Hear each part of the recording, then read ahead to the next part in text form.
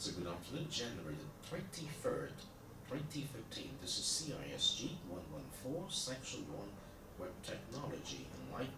Today is day number 6 into the semester, and this is week number 3. So let's get started. Today we have a little problem, is that we do not have the screen to project our computer, but we still can manage to do something. Alright, so welcome back. Today's day number 6. If you look at the schedule for the semester, this week we're going to inquire about 2 modules, and on Tuesday we inquired about the modules on the social responsibility on the corporate side, and we call it CSR. We also investigate something about ethics. So today we're going to do something on digital divide. Now, digital divide is not a difficult concept to understand, but it is a rather challenging concept to get ourselves involved. So what it means is divide is something, well, wonderful, something that's helping. What it means, it's basically there is a divisions between those who have something and those who have not something. And in society today, we do have the poor and the rich, and you know the difference between the poor and the rich is the rich can have housing, and the poor could not even afford the housing, particularly in current Hong Kong. And a lot of people crowded into that kind of what we call the separate rooms. That means we actually divide the virtual area into rooms as big as just how far your bed can hold. So you just have the space of one single bed. And when they charge you for the rent, and they discover that the amount of money you need to pay per square feet is even higher than when you live in a hotel. So that is something that we have to talk about in the context of divide. But in the context of digital divide, what we're interested in is the idea of those who have the resources to get online versus those who does not or do not have the resources to get online, such as the computer or the skills to use the computer or even the knowledge to get ourselves engaged. So today we're going to get into the idea of digital divide. So let me bring you to a very simple video to understand the context of bridging. How do you close the gap, okay? So how do we close the gap?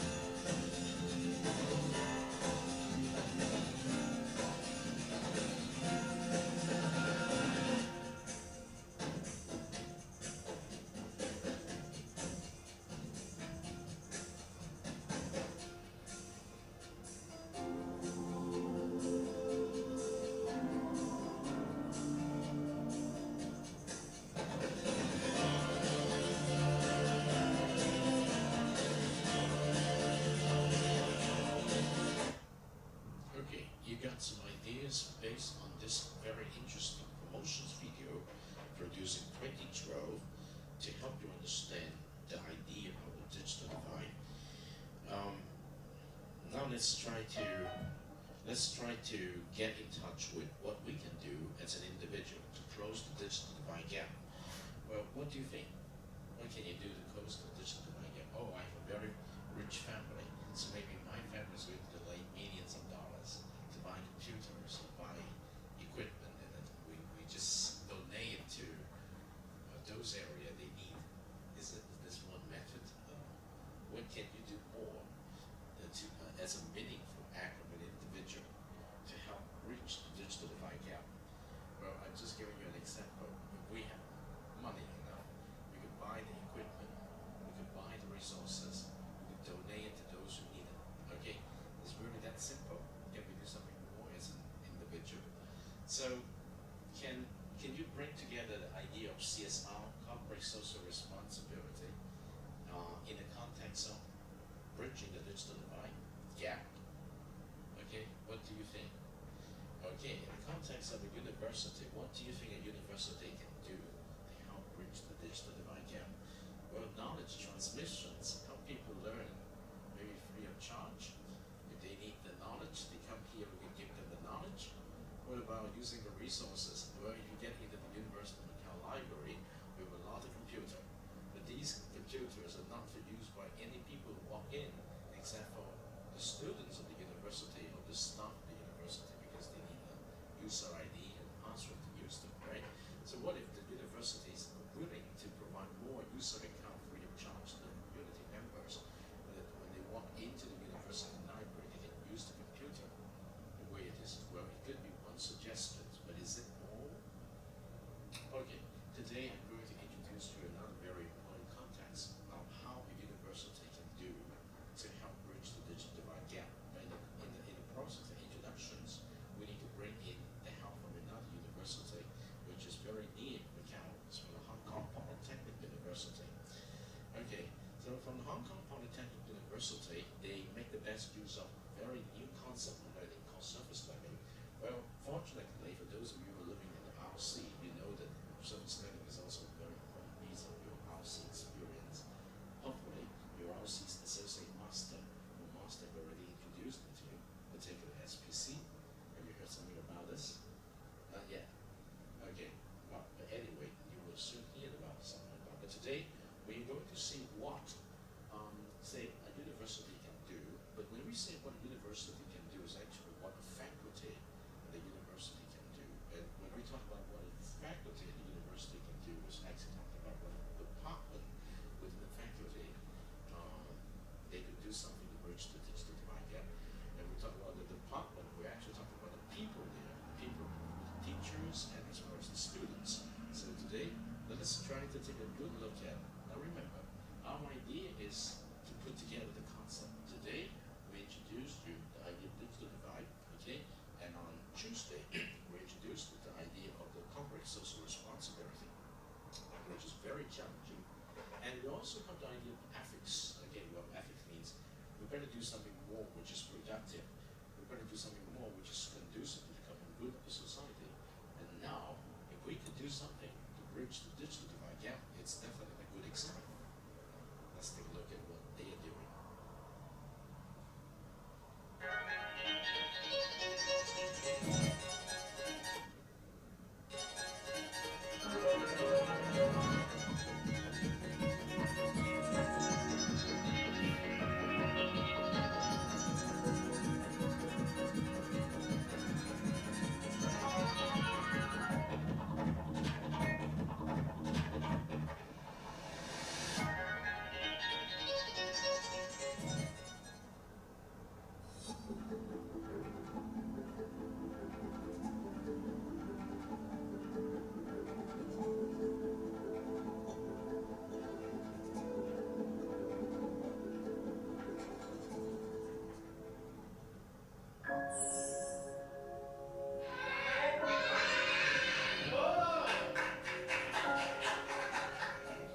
I like service. I like service, yeah, because a lot of people always serve me Yeah, before I think I have a lot of experience about service. I would like to make this world a better place.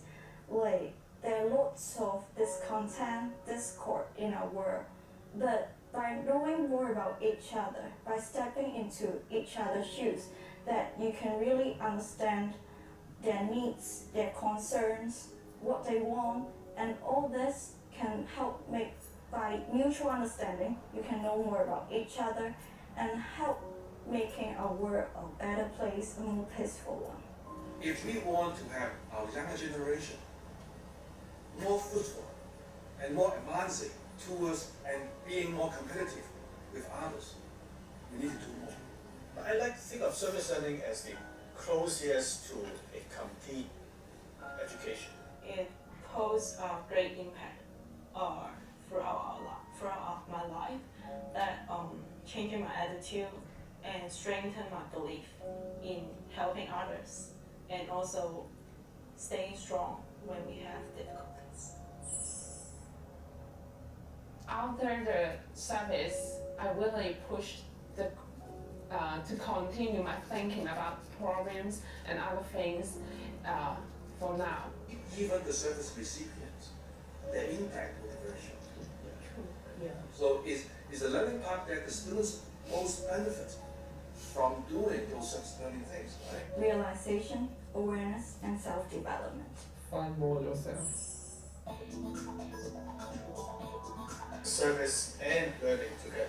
When you put academic components into service and let students learn about these academic components through giving service to people. Service learning is a way to encourage students to really to put their knowledge in practice. So the learning part is the most important. Service learning offers students the unique opportunity to engage with the society and rethink the meaning of their study and their role in society. In this episode, we will follow Dr. Nai, Dr. Chang, and Dr. Ng in the Service Learning Project, in which students visit and teach computing skills to children in Cambodia. Dr. Nai, Dr. Chang, and Dr. Ng will also share with us their experience of teaching service learning subjects and the challenges and rewards that come with it.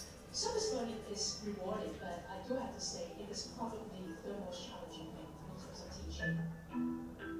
First challenge is from the student level. In general, whenever we bring students on these subjects, we always have students whose idea is to go on there as a cheap holiday and just to play. We find that the reflective essays have been a wonderful way in dealing with them. These days seems a bit messy, but you guys make me know how to consider of others and make me know how to cooperate with you guys. The reflection really helped us, and I really want to thank my supervisors and also their tutors. Yeah, they really helped us because every night we have meetings and all that kind of thing that really help us, and they really do other kind of reflection with us when we went back to Hong Kong. Giving them a lot of reflection to do, making them really think upon what they were learning. I think that actually had a very positive impact upon the motivation of our students, motivating them to actually put themselves aside and actually serve and try to learn from this experience. So can you share with us about what you have learned? You do not know the result if you never try. Just in case, if I did not go to Canada. In the past, I was too target-oriented, like what I would like to do, what I would like to achieve.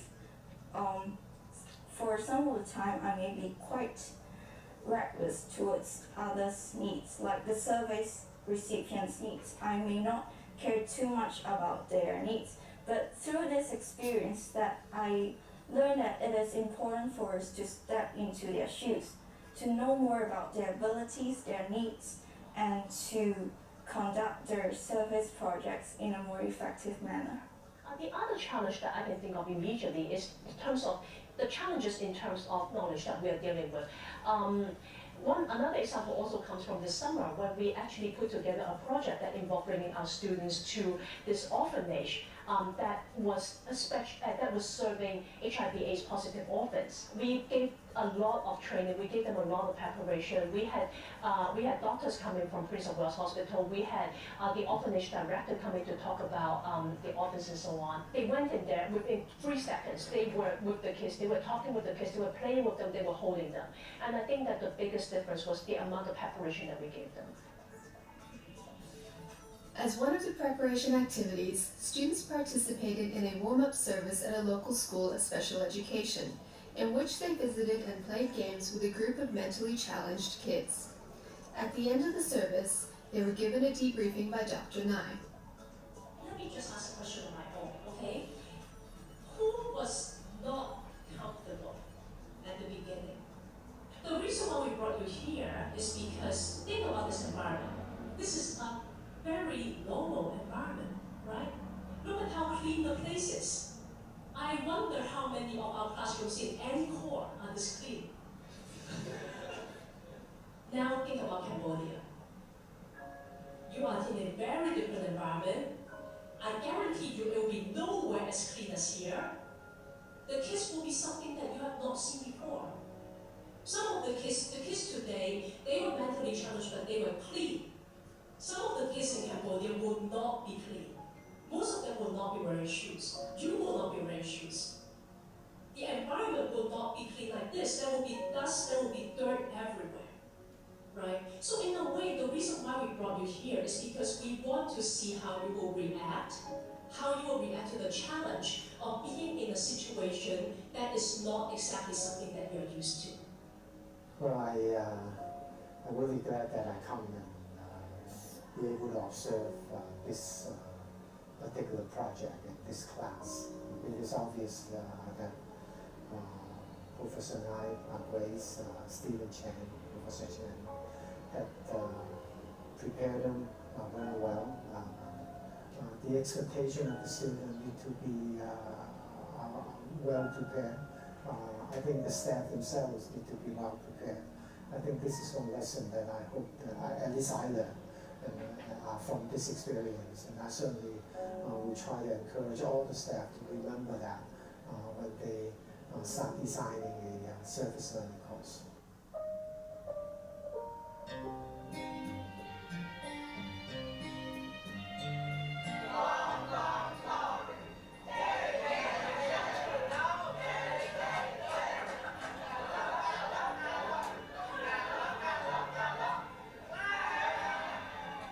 We always make the students work in a team, and as we shared just now, there are lots of problems in terms of teamwork, students working together. Throughout the process, the students actually learn how to work with each other, handle personal conflicts, handle differences of opinion, and through the process, they actually assessing each other. Sometimes you don't really need to go in and say, okay, who has been the leader? It is obvious from how they interact with each other, who has been stepping up. Sometimes we put this student in as a team leader. It turns out another person is actually a much more effective leader. And this we can see because we work alongside them and we can see them. And the assessment sometimes is actually quite easy because it is quite very obvious. Then also, because we're a team, we need to know what happened during the conversation, during the visit.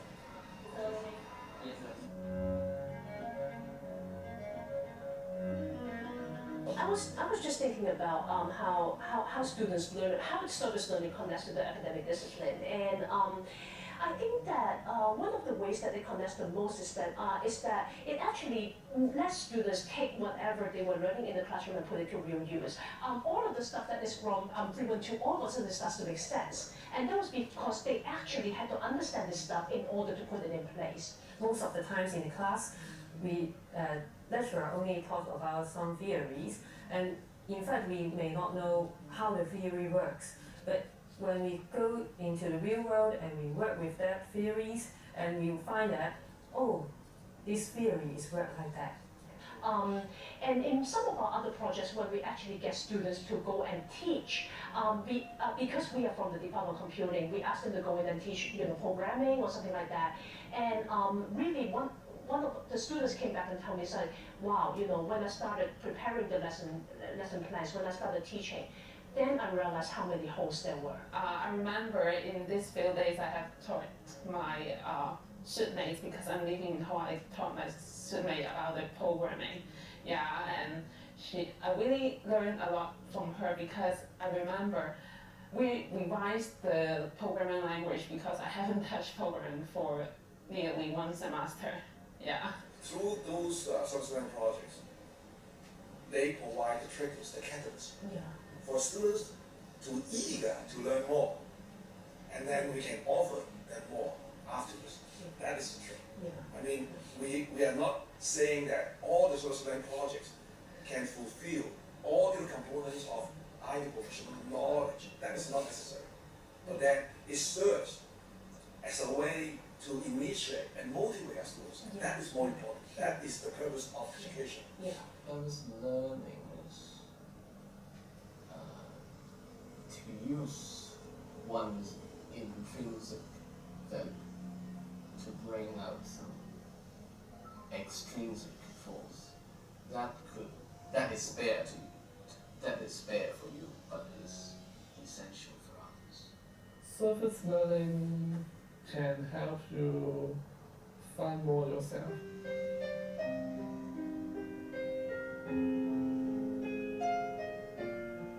I think that during the service learning subjects are probably, even forget the subject, even the project itself is probably one of the most demanding things that I've had to deal with. I think the biggest thing is that it's one of the most satisfying things that I've ever done. It's one of the most challenging things that I've ever done, but it's also one of the most personally satisfying things.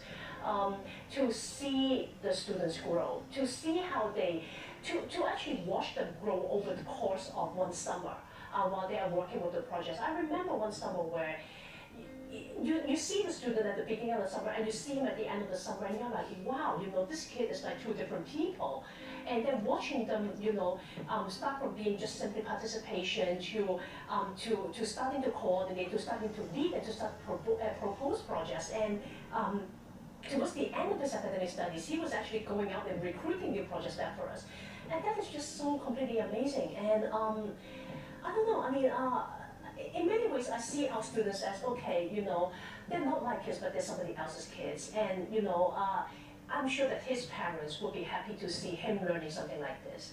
And as his teachers, it is the duty and the responsibility that society or our job has placed upon us. But at the same time, it's also just, I mean, what could be more satisfying than actually seeing us make an impact in somebody's life, something that visible. You could teach like a half a dozen subjects, get a really good SFQ, and still not see that, because the students will not remember you after the subjects. But for the service learning projects, I've never had a student who went on the service learning and they could not remember me afterwards. That's not gonna happen. I think it is important. Now I'm more convinced that particularly for academic staff who had never done it before.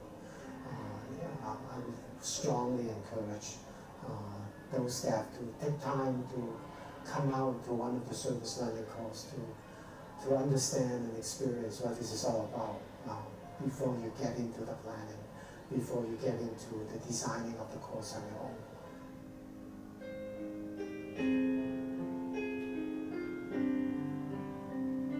Okay, now you have read the story of a couple of teachers and a number of students. Actually, it's not a small number of students who joined the project, service learning project provided by the Hong Kong Polytechnic University, and it is, in the particular case of the Cambodia service learning project, it was administered by a couple of staff in the Department of Computing.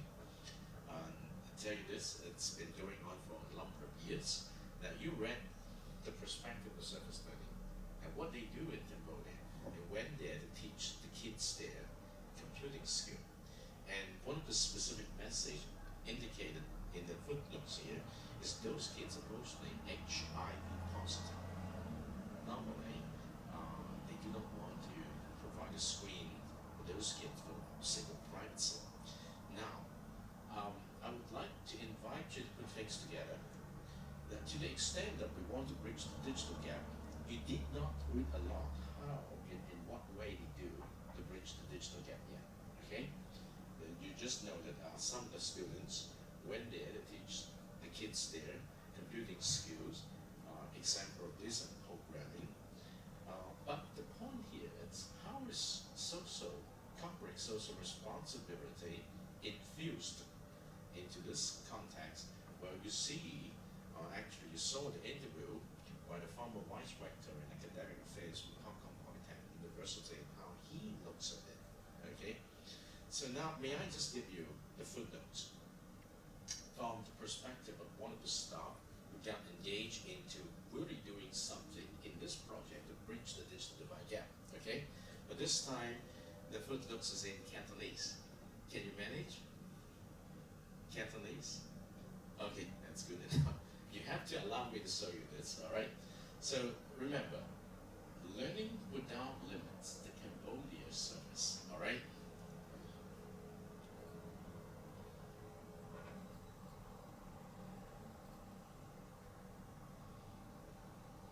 You can read more of the stories behind how they bridge the digital divide gap.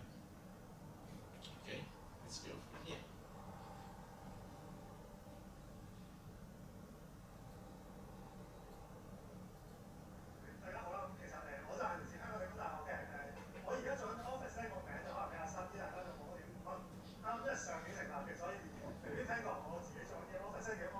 service learning 啦，喺嗰度見到 logo 啦。咁其實一定大學入邊咧，就因為 service learning 我哋推行緊嘅，就全部4年制學生都入到嚟嘅，其實佢哋都要剔㗎啦。咁其實點解會做 service learning 咧？我可能喺介紹我哋同一個嘅課程之前，就講少少關於呢個 service learning 啦。咁其實我自己簡介啦，自己先，我其實本身自己咧就係都係讀 IT，而家亦都係喺緊 Poly 入面做 research。我啱啱就轉咗個 mainstream 做 research 咧，就做緊啲computer science education 嘅，咁都係究竟研究緊點樣用翻唔同嘅電腦係幫到唔同 education 上面唔同範疇。咁其實啦，我哋成個 service learning 啦，咁我自己就 IT 啦。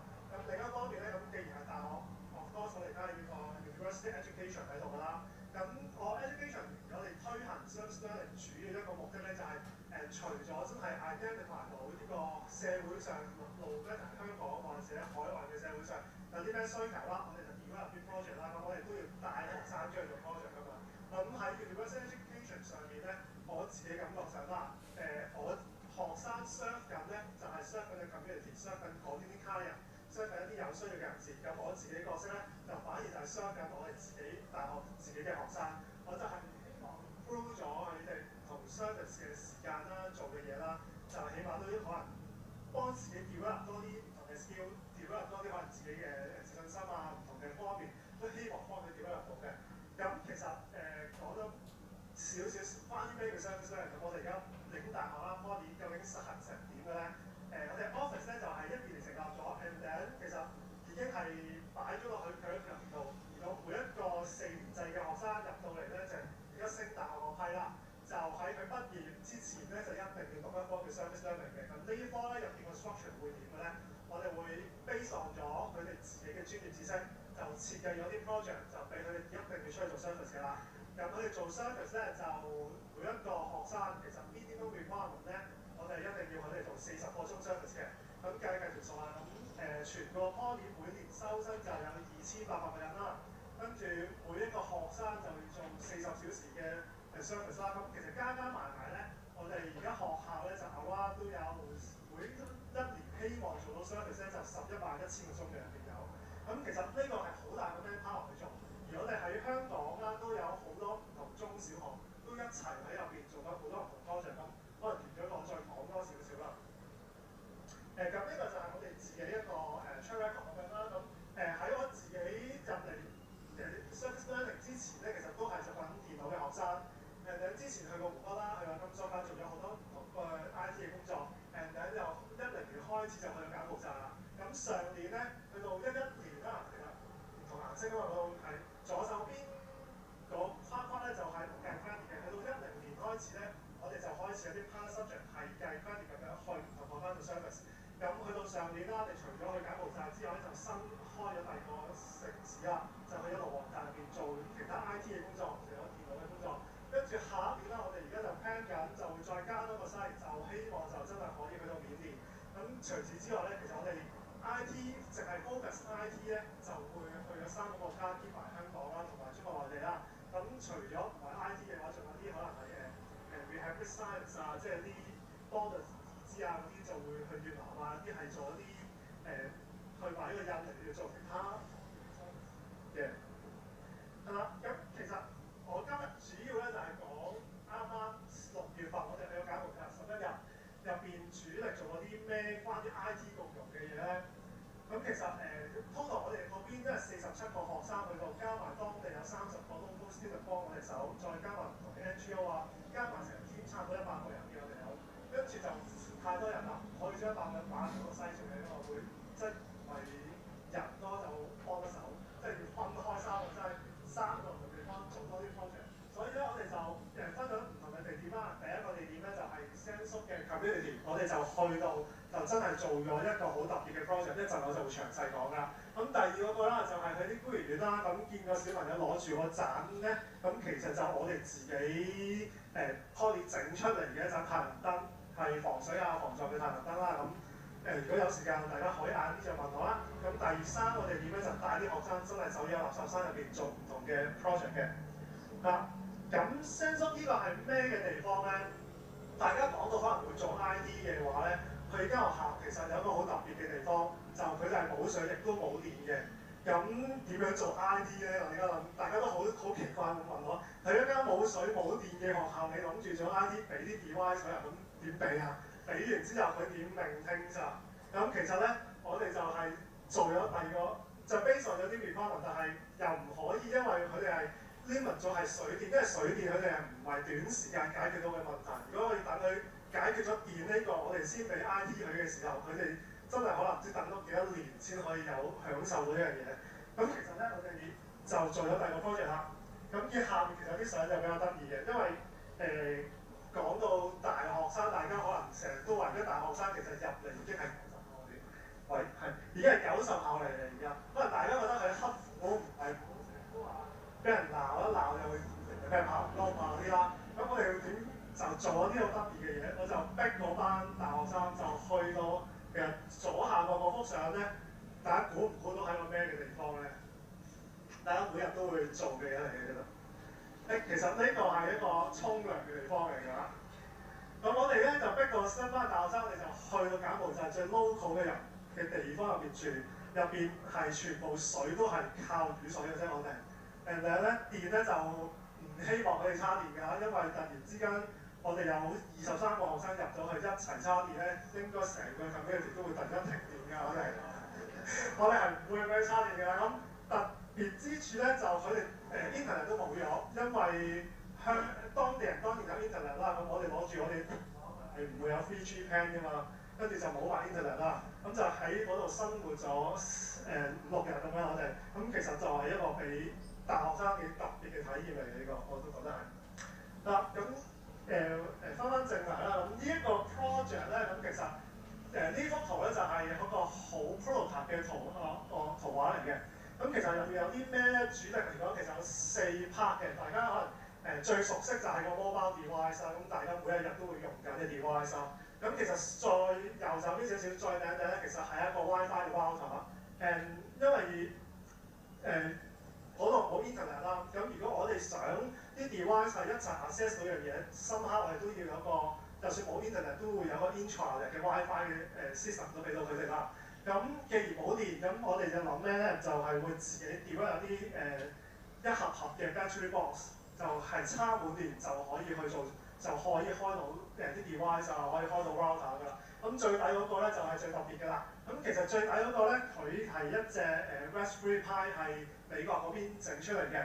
咁呢一隻 Raspberry Pi 咧，其實你係有張 SD 卡插咗落去咧，就係可以 boot 到一個 Linux 嘅 server。咁入邊有一個 server，咁我哋就可以做好多嘅嘢啦。咁亦都佢嘅 deploy 價錢亦都好平。如果你唔要個盒，只不過35蚊美金，俾埋個盒都係40蚊美金嘅啫，隻嘢都好平，幾百蚊港紙就買到翻嚟。咁成個 system 就有晒咯，有 server， 有 router， 有 device， 有電俾埋佢啦。咁我哋點樣包裝佢成為一個真係嘅 product 咧？咁就係呢一張相啦。有2個箱嘅，我哋 total。大家見到左手邊咧，嗰2個就係一大一細嘅箱，一個箱有晒啲 router 有晒箱房入邊㗎。咁右手邊嗰個咧，其實就係專係裝一啲 device 嘅箱嚟嘅。咁 in total 啦，我哋就問咗第二間公司啦，就佢哋好咁樣捐咗30部 mobile device 俾我哋。跟住我哋就有埋 mobile device，即係最難解決。其實我哋係會覺得喺啲 mobile device 上面，又點會有啲 mobile device 啫？冇理由係攞大學啲分定去買30部機跟住攞過去㗎嘛。如果係咁，我諗真係上報紙俾納稅人鬧火七彩㗎啦會。跟住我哋就問咗其他公司咧，就捐咗啲 device 俾我哋。跟住其實去到呢度成個 Raspberry Pi 啊，個 server 個 router 喺入邊。跟住大家其實就見到右手邊張相咧，其實有本其實書嚟㗎，反地光嗰本書其實就係啲 e-book。咁因為嗰邊啲小朋友係完全係唔識用電腦嘅，咁你又要教佢用到啲 mobile device， 你冇理由係叫佢打條 URL， 佢都唔知點樣打 URL， 都唔知點樣包晒啦。咁去睇啦。咁我哋點樣 design 咧？成個設計，但係就圖上面嗰啲咧，全部我哋都放晒入去嗰個 Raspberry Pi 嗰個 Web server 度。只要咧大家拍着咗個 server， 開咗個 router， 跟住全部 device 就自動 connect 晒㗎啦。咁入邊用嗰啲咩？就我哋 total 嚟咧，叫班學生設計咗44本 e-book 嘅。咁上面你見到 QR code 啦，咁我哋只不過教啲教嗰邊小朋友開咗個 device，and then 咧攞個 QR code scanner， 一 scan 呢個咧就會成本 e-book 咧就 download 落去嗰個 device 度㗎啦。咁一睇嘅時候，講 e-book 即係我哋就因為就翻當地啲英文程度啦，入邊有簡文翻譯啦，有英文啦，有一啲圖案啦，亦都會有英文嘅發音俾佢哋。咁真係可以課到佢哋，真係好長期咁樣可以用到呢一些 device。咁除此之外啦，咁頭先都講過希望啲小朋友真係從細到大都學 programming 㗎嘛。咁其實見唔見下面有隻貓咁嘅 Scratch 我睇？咁其實 Scratch 咧亦都係我哋 Service 入邊咧一個好重要嘅一環，因為我自己本身咧喺1-2年前就係專係教 programming 嘅，所以我都成日叫啲學生咧用 programming 呢樣嘢就出去做 service。所以咧我哋就成日都會去啲中小學或者去唔同地方就教 Scratch。其實 Scratch 咧就係一啲好簡單 drag and drop programming language， 就係可以做到啲 animation 啊，做啲動畫嘅。咁除此之外有 mobile device， 我哋都會 download 定好多唔同即係有用嘅 app 俾佢哋啦。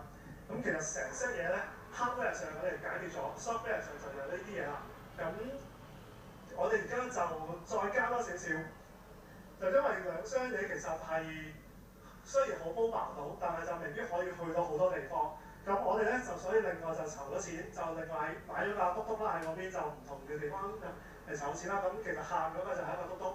and 咧我哋就捐埋俾 Cambodia 嘅 YMCA。咁其實兩箱嘢我哋都係俾咗佢哋做 maintenance 嘅。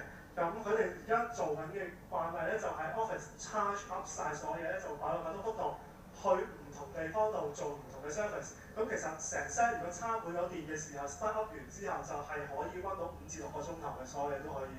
咁就可以去到真係，就算你幾偏遠嘅地方，你都可以 access 到呢個 technology。咁就係真係一個好 mobile 嘅 mobile lab 啦。咁喺到呢一刻啦，咁我今日都有另一位同我哋做 service 嘅同學仔，佢會有少少嘅分享嘅。大家好，我係 Matthew， 咁我係理工大學讀緊放射治療學系4年制 Year 2嘅學生啦。咁我今日好榮幸能夠喺度同大家分享下我喺呢一個 trip 嘅得着啦。咁正就係因為啱啱 Kenneth 提到嘅，我要去 fulfill service learning 呢個 requirement， 咁所以咧我就喺一堆 service learning 嘅 subject 入邊，咁我就選擇咗一個 IT， 一個我平時唔係好，即係平時雖然成日聽成日會接觸嘅嘢，但係其實我對佢嘅了解並唔深嘅。點解咁講咧？就係因為平時我嘅 IT 嘅知識咧，其實我淨係識即係類似係上下 Facebook 啊，咁跟住用下啲 Microsoft Office 做下啲功課啊，咁但係呢一個 IT 嘅 project 咧就 require 我哋啲 student 要去整一本 e-book 出嚟啊，去整嗰啲 e-learning material 嘅 resources 啊，咁跟住仲有去用 apps 啊，去教嗰啲小朋友去拍嗰啲create 佢哋自己嘅 stop motion animation 啦。咁呢一啲其實對於我嚟講係一個好大嘅挑戰嚟嘅。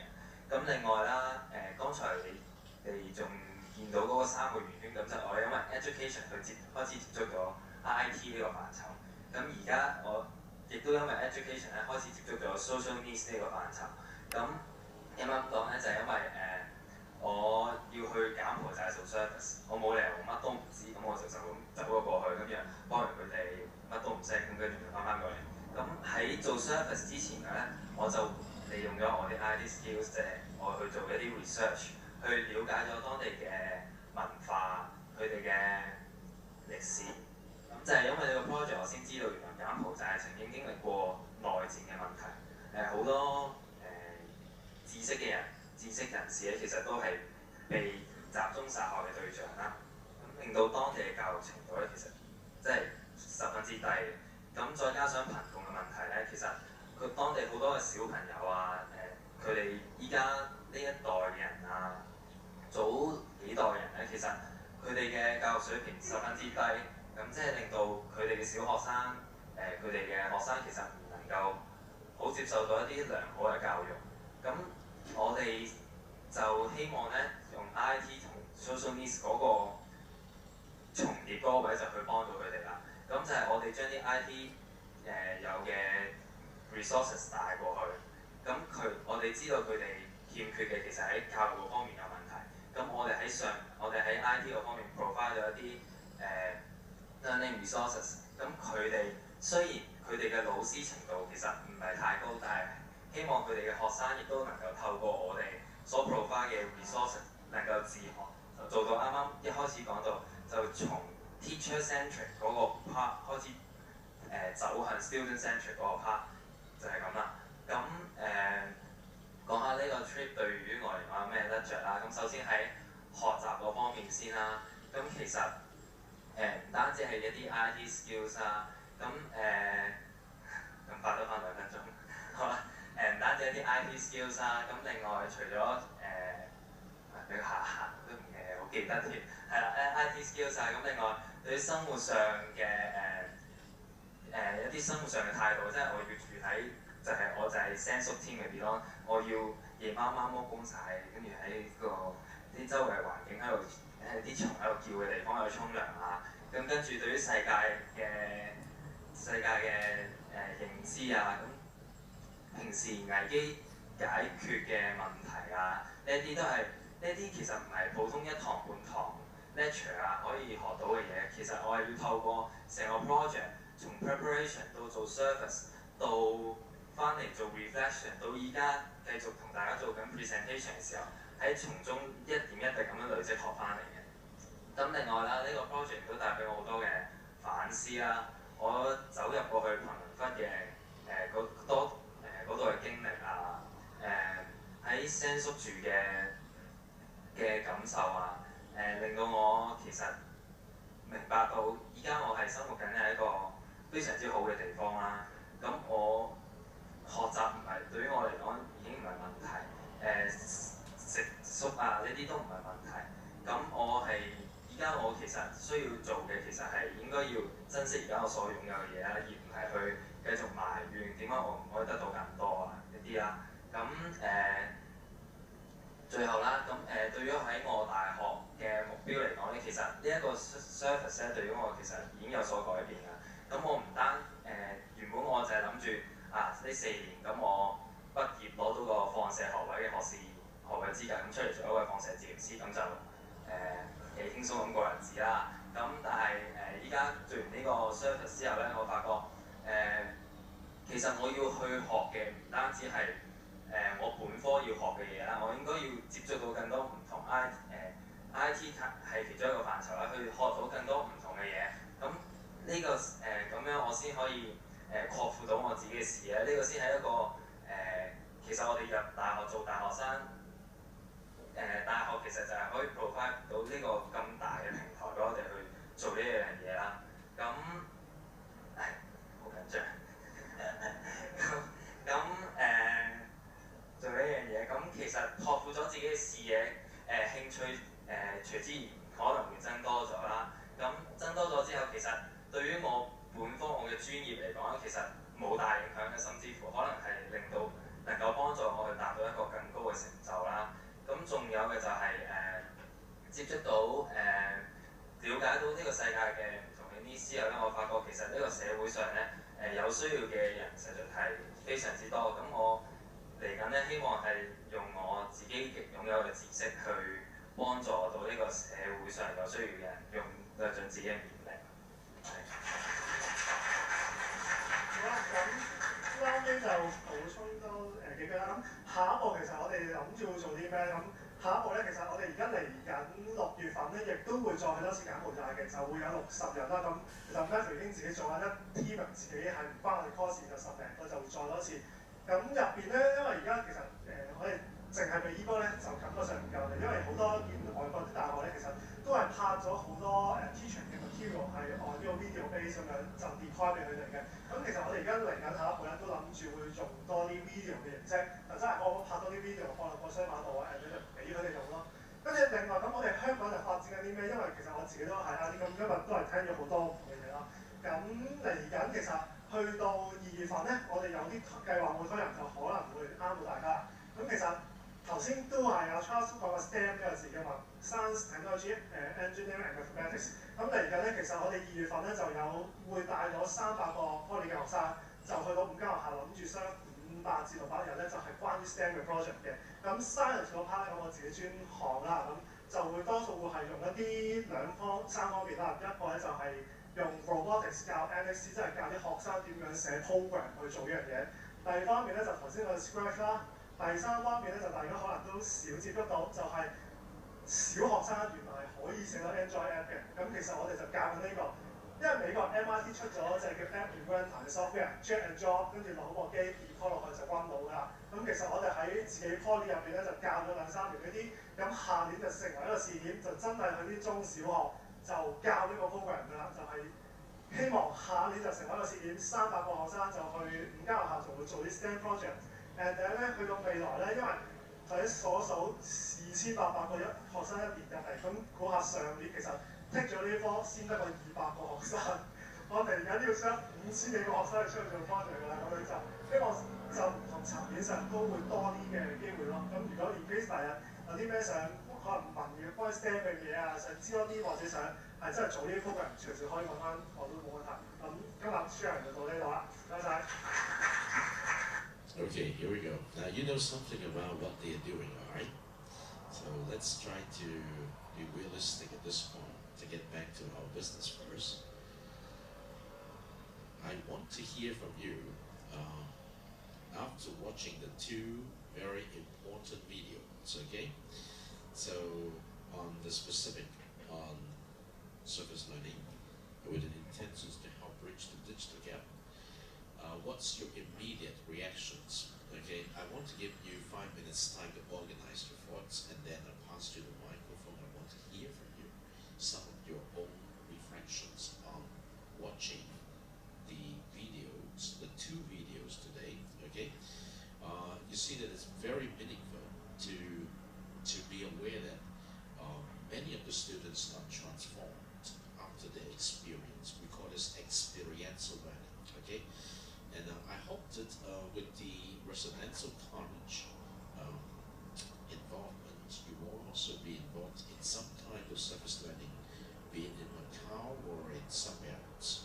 So now put together your thoughts. I give you 5 minutes time to pass to the mic.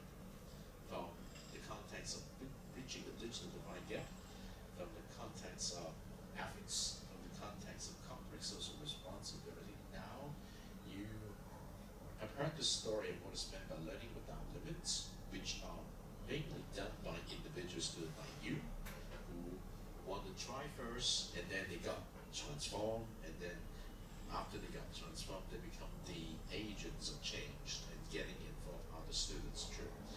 So, in the context of digital environment, think a little bit about this, and I would like to invite you to put your sharing forward, be it in a conversational style class today, or be it in the public discussion forum. Okay? 5 minutes.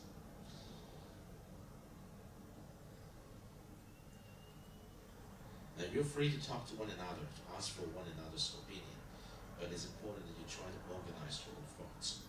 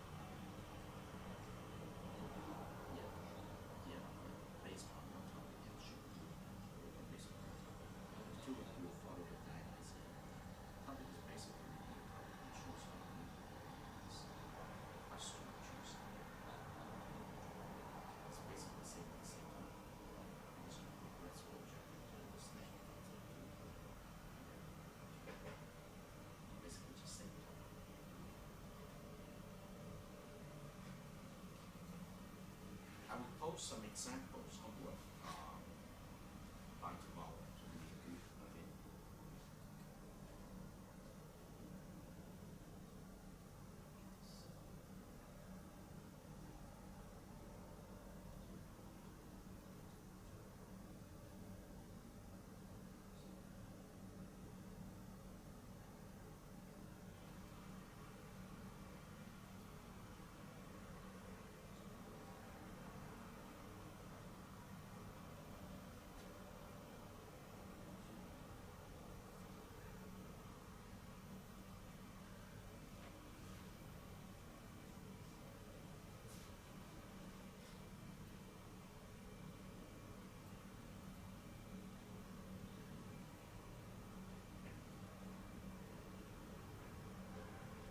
To help you manage your submissions of the learning artifacts for Learning Contract number 1 next week, I will post some examples of the work you need to do by tomorrow.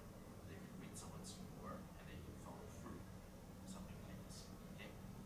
And the easiest way to help you to understand what you need to do. Okay?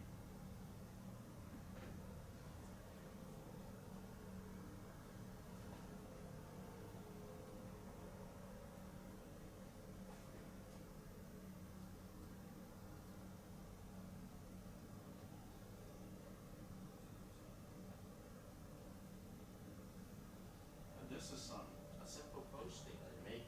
They help you to collect your thoughts after watching today's important videos on the topic of digital divide.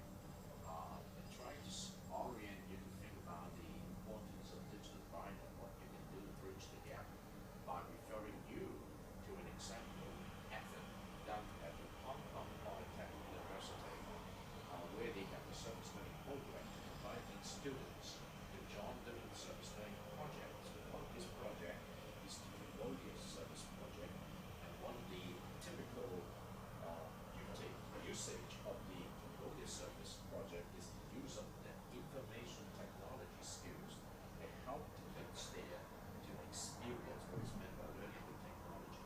And they produced the Iron Man prototype, brought it to Cambodia, and the Iron Man prototype was described in this video by the coordinator of the project, and also with the thoughts of the student on this project. And it's going to be very exciting, and you saw it. It's a life-transforming experience. So I would like to hear some of you for your sharing of the thoughts after you read the 2 stories. It's very important. Okay.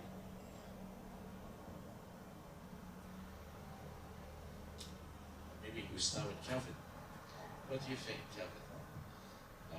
After watching the 2 videos, your immediate thoughts?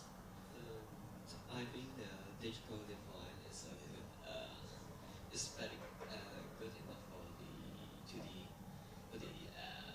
this country that hasn't many development of the technology. Right. And the digital divide made each day child or the child that's know more about the technology, or and they may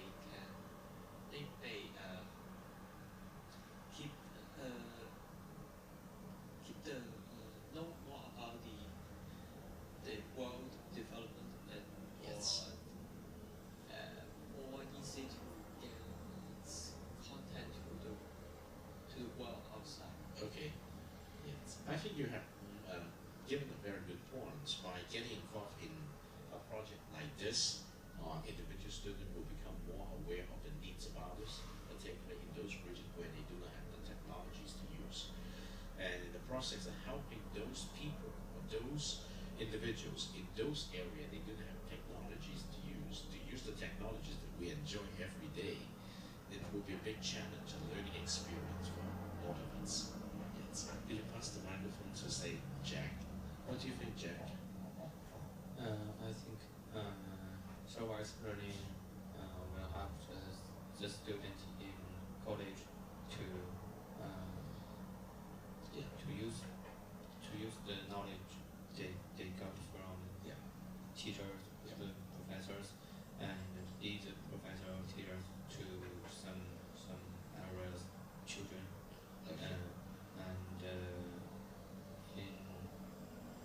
socialized learning, they can make a group, make a team, so that they should learn more about teamwork. Right. Yeah. And this learning will help the children to learn some outside world. Okay. So in other words, you're trying to tell us that through these kind of projects, students can really think about how to apply what they learn from classes, okay, and put it in a practical use, because they need to use the same knowledge to teach others who do not know the same, right? So it will be a very important experience, okay? So what about you, Alice? What do you think? Any of the thoughts? Okay. These countries, people without technology, Yes. and the student go to this country and teach them and recognize the technology. Yes.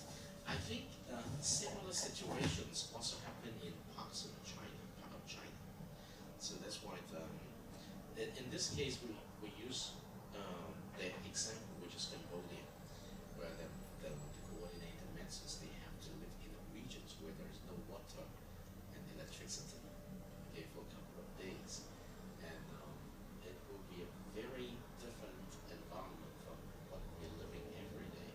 Comfortable home, electricity, hot water, whatever we want in those areas. If you want to take a bath, remember the student said you need to do it in the dark, because no one's going to see that you're taking a bath in an area where you don't even know what's going to happen around you, and you use the rainwater to wash the bath, and in a way that it's very difficult. Okay, I think limits are those typical examples, and yes, it's very interesting. But I think in many parts of China, still today, we do not have such resources. And I heard some of the teams from the typical residential college actually went to those part of China to teach for a couple of days. And so much welcome by the kids there, but although they did not talk about teaching with technology, they just went there to experience life there. Okay, I hope that you understand today is that the theme here is we want you to understand the context of digital divide, okay? Meaning that in the world today, there are regions of the world where they don't even have electricity and water, let alone computer or internet access to the whole world's knowledge. So what if we have to learn to help them to bridge the digital divide gap? What can an individual do? Well, the examples given by this video have given you some answers. And what can different companies do? What can the different governments do? Well, in Hong Kong, I'll give you another example. Although Hong Kong looks like a very rich region, but in Hong Kong, the many people or families who are living below the poverty line, particularly in Central Hong, okay? But those families still have the children, okay, and the children go to school every day. When they go to school, they can use the resources in the school, but when they come home, since they are poor family, the kids don't even have what we call a computer to use to continue their study. So normally, the kids love to stay in the school, but the school has to be closed for certain hours, and a lot of the homework assigned at school, you need to complete it using a computer either at school, or you have to use a home computer to do it. But the family is so poor that they can't afford to buy a computer. So what can we do to help them? Well, individuals, as I said in the very beginning, if you have enough money and you know which family are in need, you can actually donate computer to them. But after you donate computer to them, if they do not have internet access, they still cannot work it out. And internet access, although is not very expensive in Hong Kong, in many families, since they don't have enough to eat, okay, they really cannot have the internet access. And I tell you what, many of the families in Hong Kong, they really do not have enough to feed the children, okay? And the children themselves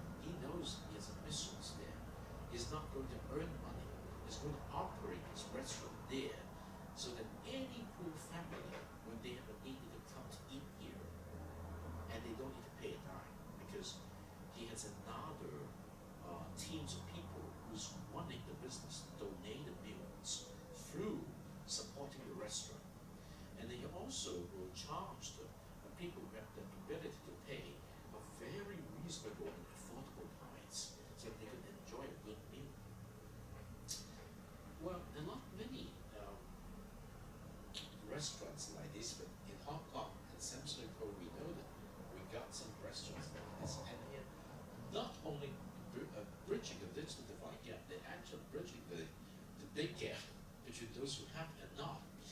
And now let me go back to the digital divide gap. And there one company in Hong Kong, which is a social enterprise by the name of Organic. Okay, the mission is to help the poor family to provide at least one computer, notebook computer, whatever, or PC, as well as internet access at the home, so that the kids of those family could have the access to computer and access to the world through the internet, so they could have a chance to be away from poverty when they grow up. And what they need to do is, if they can afford only $100 per month to pay for the fees of the computer and also the fee of the internet, $100 per month is very cheap. They can enjoy this access. And it was developed in such a way that it was subsidized by the Hong Kong government now. But unfortunately, about 1 to 2 years ago, the Hong Kong government said that the program is so much successful. Now in Hong Kong we don't have many poor people. Only 4.4% people left. And the government would like to close the program, but the company said, no, 4% of the people left is still a lot of people who still want to subsidize.